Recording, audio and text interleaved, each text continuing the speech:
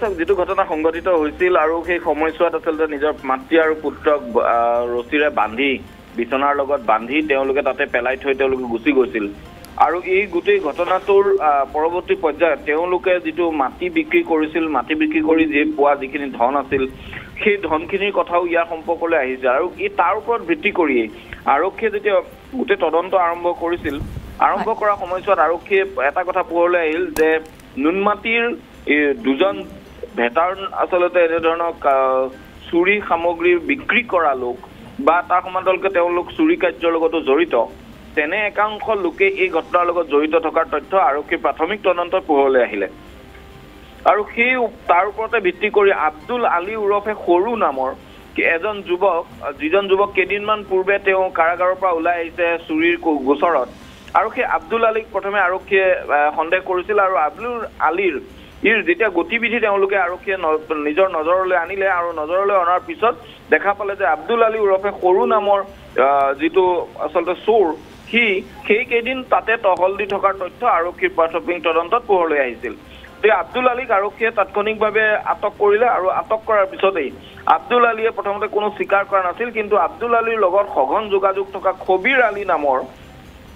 আন এটা চোৰ সেই খবিৰ আলীকো আৰক্ষীয়ে তাৎক্ষণিকভাৱে আটক কৰিলে আৰু অৱশেষত কেইটামান মুহূৰ্তৰ পূৰ্বে তেওঁলোক দুয়োকে জেৰাৰ কালত তেওঁলোকে কিন্তু এতিয়া স্বীকাৰ কৰিছে যে তেওঁলোকেই গোটেই ডকাইতি কাণ্ড সংঘটিত কৰাটো সত্য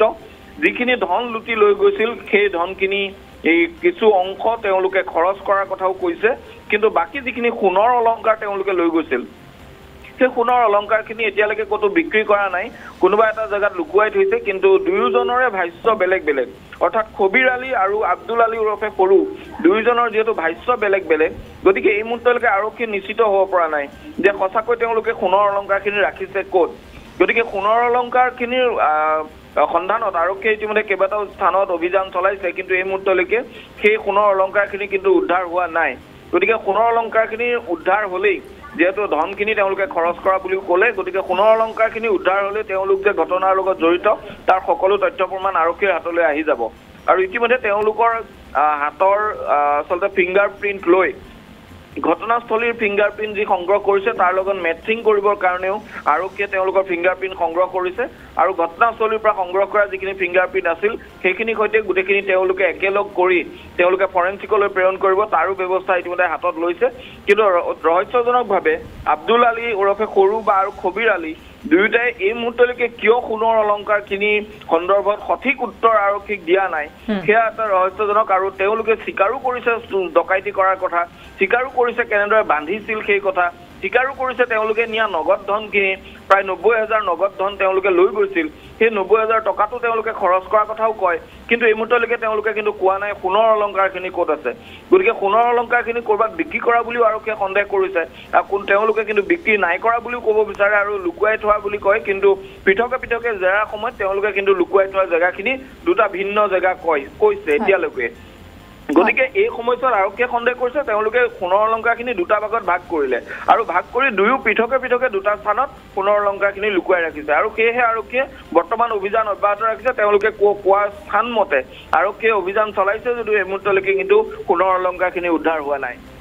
বিমল এই মুহূৰ্তত আপোনাক ধন্যবাদ জনাইছোঁ আমাক সবিশেষ তথ্যখিনি আপুনি জনালে ইতিমধ্যে জনাইছোঁ নুনমাটিৰ যি ডকাইতি কাণ্ড সংঘটিত হৈছিল সেই ডকাইতি কাণ্ডৰ লগত জড়িত থকা দুজনক ইতিমধ্যে আটক কৰিবলৈ সক্ষম হৈছে আৰু সেই ডকাইতিৰ কথা ইতিমধ্যে এই ডকাইত দুটাই আৰক্ষীৰ সন্মুখত স্বীকাৰো কৰিছে আৰক্ষীয়ে অভিযান অব্যাহত ৰাখিছে আৰু যিসমূহ নগদ ধন লৈ উদ্ধাৰ হৈছিল সেই নগদ ধন কিছু পৰিমাণে খৰচ কৰিছে বুলিও কৈছে আৰু যিসমূহ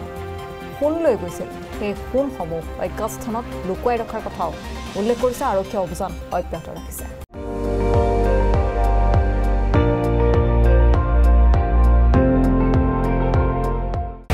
আপুনি চাই আছে ND24